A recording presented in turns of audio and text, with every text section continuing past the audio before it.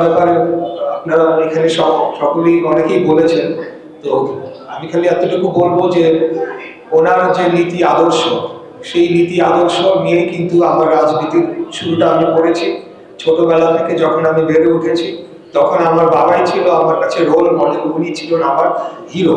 তো উনি যেভাবে জনগণের পাশে ইতিপূর্বে ছিলেন ওনার রাজনৈতিক জীবনে, আমিও একইভাবে আমার জীবনকে সারা জীবনের জন্য আমৃত্যু উৎসর্গ করেছি আজীবন জনগণের পাশে থেকে, জনগণের সেবা এবং দেশ ও জাতির জন্য কাজ করার জন্য।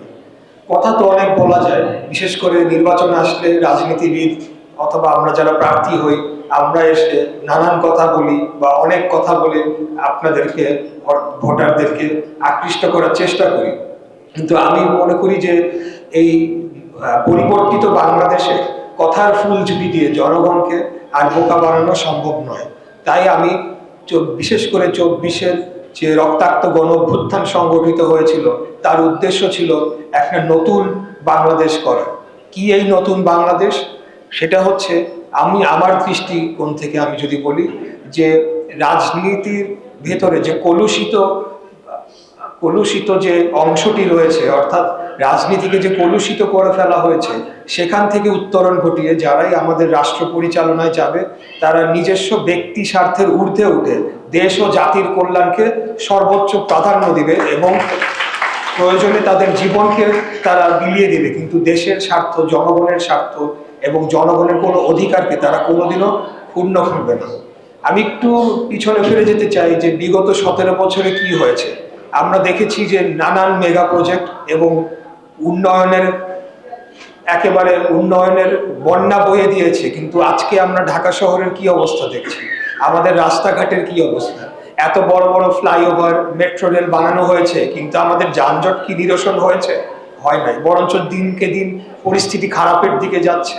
আমাদের যে এই নগরীর যে সমস্যাগুলো রয়েছে এর মধ্যে যানজট, দূষণ, শব্দ দূষণ, বায়ু দূষণ, জলাবদ্ধতা, আমাদের এখানে যে মশা এবং মশার যে প্রজনন সেটি বৃদ্ধি পাওয়া এবং মশাবাহিত বিভিন্ন রোগের সংখ্যা বেড়ে যাওয়া, এবং আমাদের বর্তমানে একটি বড় সংকট দেখা দিয়েছে গ্যাস।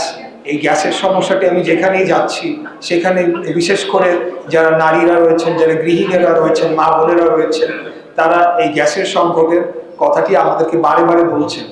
আমরা সার্বিকভাবে বলতে পারি যে এইটা অন্তত বলতে পারি যে যদি আমরা নির্বাচিত হয়ে আসি পরের দিনই সব সমস্যার সমাধান করে ফেলবো, এটি সম্ভব নয়। বা রাতারাতি কোনো সবকিছু পরিবর্তন হয়ে আমাদের দেশ কোনো ভিন দেশে পরিণত হবে, এই ধরনের মিথ্যা বয়ান আমরা আপনাদেরকে দিচ্ছি না। আমরা এতটুকু বলতে চাই যে আপনাদের সমস্যাগুলো আমাদের চিহ্নিত করেছি।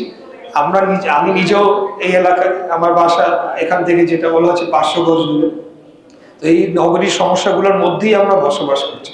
অতএব আপনাদের কথাগুলো আমরা শুনতে চাই এবং সেই সমস্যাগুলো স্থানীয়ভাবে সমাধান হোক, অথবা যদি মহান আল্লাহ তাআলা আমাকে নির্বাচিত হওয়ার সুযোগ দেন, সমস্যার প্রকারভেদে সেটি যদি সংসদে উত্থাপন করার প্রয়োজন হয় সেটিও আমি অবশ্যই করবো। এতটুকু আপনাদেরকে কথা দিতে পারি, যদি মহান আল্লাহ তাআলা আমাকে সেই সুযোগ দেন।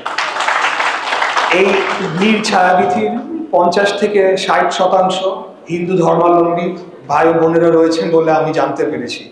আমরা বাংলাদেশ জাতীয়তাবাদী দল, মুক্তিযুদ্ধের বিশ্বাসী দল এবং সম্পূর্ণ অসাম্প্রদায়িক বাংলাদেশ গড়ার জন্য আমরা চিরকাল আমাদের নীতিগত অবস্থান আমরা ধরে রেখেছি। তাই আমি বলবো যে প্রথম কথা হচ্ছে, আমরা সকলে মানুষ, দল মত ধর্ম বর্ণ গোত্র ধনী গরিব বিভিন্ন শ্রেণী পেশা নির্বিশেষে আমরা সকলেই বাংলাদেশের নাগরিক। এটি আমাদের প্রথম পরিচয় এবং আমরা সকলের নাগরিক অধিকার নিশ্চিত করার জন্য অবশ্যই আমরা ভূমিকা রেখে যাবো ইনশাআল্লাহ।